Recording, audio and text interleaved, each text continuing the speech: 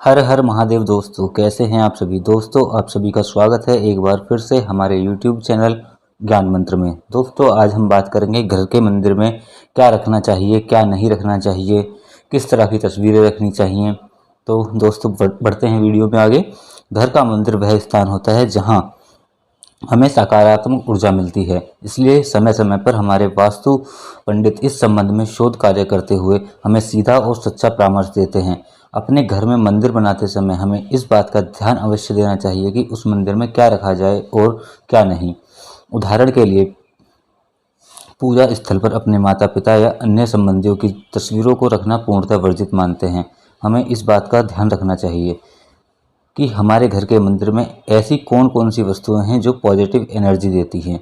इसके विपरीत ऐसी कौन सी वस्तुएं हैं जो हमें नकारात्मक ऊर्जा प्रदान करती हैं। इस तरह लोगों के मन में कभी यह जिज्ञासा रहती है कि घर के मंदिर में माचिस रखना ठीक है अथवा नहीं। इस संबंध में आज हम ज्योतिष शास्त्र में जांच पड़ताल करेंगे कि किसी भी ज्वलनशील वस्तु का घर के मंदिर में रखना कितना उचित है और कितना अनुचित।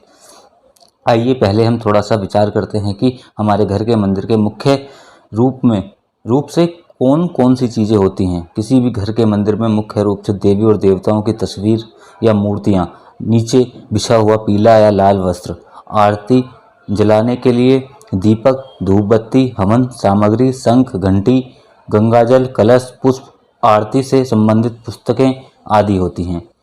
घर के मंदिर में पूजा के लिए मूर्ति रखी जाए या तस्वीर, इस संबंध में ज्योतिषाचार्य कहते हैं कि आप अपने इष्ट देवता की मूर्ति अथवा तस्वीर किसी एक को रख सकते हैं, लेकिन उनकी संख्या अधिक नहीं होनी चाहिए। साथ ही उन तस्वीरों या मूर्तियों की ऊंचाइयां 4-5 इंच से अधिक नहीं होनी चाहिए।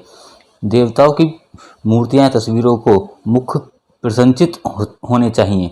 घर के मंदिर में शनिदेव और भैरव जी की मूर्तियां रखना पूर्णतः वर्जित है। मंदिर में जो भी मूर्ति या तस्वीर रखी जाए उनके बीच में आपस में कुछ दूरी अवश्य होनी चाहिए। किसी एक देवता की यदि एक ही तस्वीर हो तो ज़्यादा ठीक रहता है।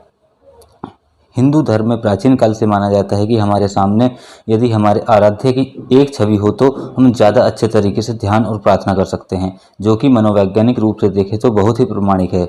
देवों की मूर्ति स्थापित कर उनकी पूजा करना ऐसा ही एक सिंबल है। यदि हम शास्त्र समस्त नियमों का पालन करें, अपने घर में भगवान की मूर्ति की सही तरीके से उपासना करें, तो निश्चित रूप से हम अपने जीवन में शांति और समृद्धि प्राप्त कर सकते हैं। हम यहाँ आपके लिए तथ्यों पर आधारित जानकारी दे रहे हैं, जिससे आपके सही तरीके से अपने घर में देव प्रतिमा लगाकर पूजा कर सकें। दोस्तों, अब बढ़ते हैं वीडियो में आगे। तो दोस्तों, हमें किसी भी देवता की टूटी चटकी मूर्ति या कटे फटे धुंधले चित्र भी नहीं लगाने चाहिए। ऐसा करने पर पारिवारिक कलह बनी रहती है और आर्थिक नुकसान भी होता है। इसी प्रकार से घर में कभी भी भगवान की रौद्र रूप वाली मूर्ति या चित्र नहीं लगाने चाहिए। इससे नकारात्मक ऊर्जा आती है। इसके लिए एक तर्कपूर्ण बात यह है कि भगवान का रौद्र रूप बुरी शक्तियों और दैत्यों के लिए था और आप इसमें से नहीं हैं। प्रचलित मान्यताओं की माने तो इन्हीं कारणों से घर में भैरव बाबा, नटराजन भगवान और शनिदेव की मूर्ति भी ना लगाएं और इसका दर्शन बाहर के मंदिरों में ही करें, क्योंकि ये भगवान के रौद्र रूप माने जाते हैं। इसके साथ ही हमें एक और महत्वपूर्ण बात का भी ध्यान रखना चाहिए कि जो भी मूर्ति लगाएं वह खोखली ना हो, अन्यथा ऐसी मान्यता है कि घर में लक्ष्मी जी वास नहीं करती। अंतिम परंतु अति महत्वपूर्ण बात, घर के मंदिर में हमें एक देवता का एक ही स्वरूप रखना चाहिए। कभी भी अधिक मूर्तियां, विशेषकर कि गणेश जी की 3 मूर्तियां, 2 शिवलिंग, 2 शंख, 2 सूर्य प्रतिमाएं और देवी की 3 मूर्तियां रखने से बचें, क्योंकि इन देवों की इन संख्या की मूर्तियां लगाना अशुभ माना जाता है। गहन अध्ययन से निकाली गई देव प्रतिमाओं के बारे में इस जानकारी का लाभ उठाएं और उचित तरीके से घर में अपने ईश्वर की उपासना संपन्न करें, जिससे आपकी पूजा का मनोवांछित फल मिले। भगवान की मूर्ति का स्वरूप ऋषि मुनियों ने ध्यान और तपस्या से मिली सिद्धियों से प्राप्त किया और मानव जाति को इसका ज्ञान दिया।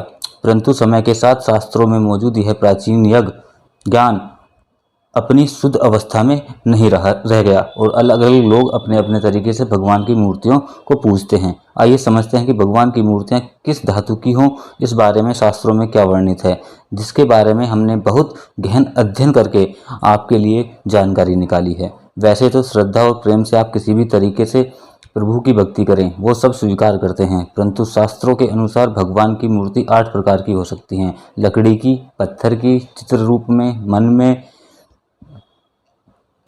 भावों के भूखे भगवान मन में बनाई प्रतिमा भी स्वीकार करते हैं। और यदि आप बिना मन भटके ध्यान लगाने में सक्षम हो तो ये सभी मूर्तियों में सर्वोत्तम भी हैं। मिट्टी या बालू की मूर्तियाँ और अन्य चंदन या अन्य सुगंधित पवित्र लोभ से बनी हुई मूर्तियाँ। प्राचीन काल से जो चलन है उसके अनुसार लकड़ी, पत्थर, सोने, चांदी या पीतल जैसी धातुओं की मूर्तियाँ ही घर में रखी जानी चाहिए।